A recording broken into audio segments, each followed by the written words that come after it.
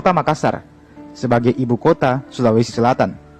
Kota ini ditopang oleh Goa dan Maros, di mana kita tahu sendiri kalau banyak spot-spot penting, tempat-tempat penting seperti bandara, objek wisata, dan sebagainya itu berada di Goa maupun Maros, namun disebutnya berada di Makassar.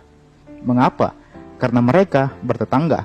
Maros dan Goa adalah dua wilayah penopang ibu kota Makassar. Dan hal yang sama juga berlaku di IKN, di mana Pulau Sulawesi dapat menjadi mitra dari IKN itu sendiri.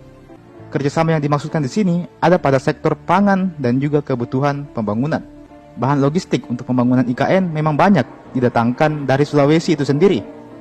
Selain itu, hasil pangan dari Sulawesi nantinya juga dapat dijual ke IKN. Wilayah IKN yang tak begitu jauh tentu akan memotong ongkos kirimnya. Apalagi jika pemerintah mau menginisiasi hal ini, maka